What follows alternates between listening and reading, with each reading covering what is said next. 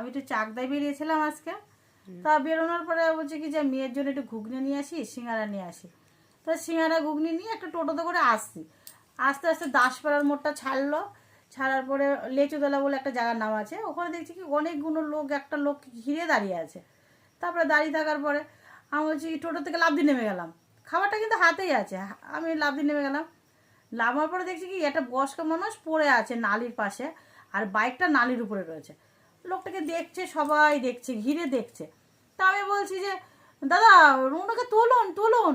বলছে হর মাতাল মানুষকে কে তোলে?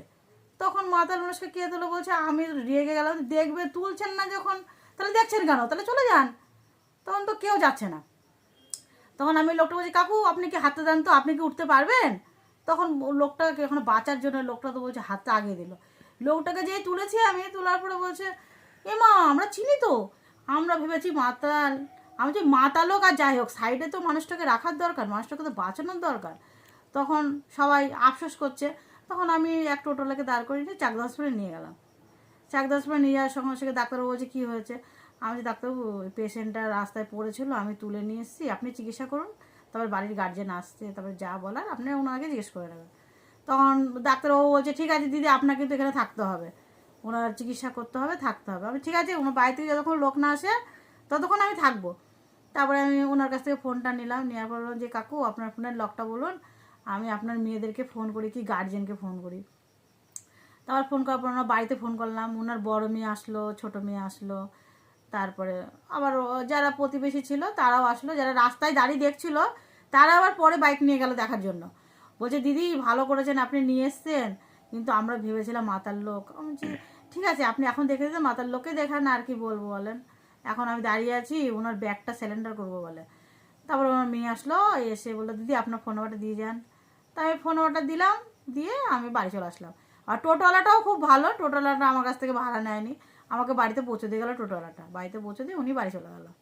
মানে রাস্তায় পড়ে গেছিল তখন কেউ চিনতে পারছিল না, তুমি কেউ চিনতে তুললা? পারছিল না, কেউ ধরছিলই না, বলছে মাতাল মাতাল, একটাই তা ডায়লগ মাতাল দিচ্ছে বলে কি মাতাল। মানুষ না নাকি? মাতাল আমি সেটা বলেছি, আমি যে মাতাল বলে মানুষ না।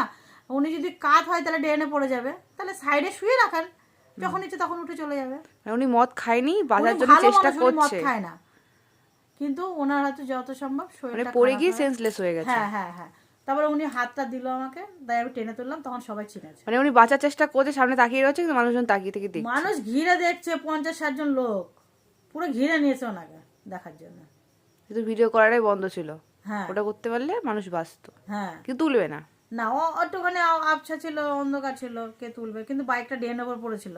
বাইকটা নিতে পারলে বাঁচতো মনে হয়। তারপরে লোকটা যে চিনে গেছে সবাই, তখন বাইকটা পাশের বাড়িতে রেখে দিয়েছে, রেখে দিয়ে তারা গেছিল হসপিটালে।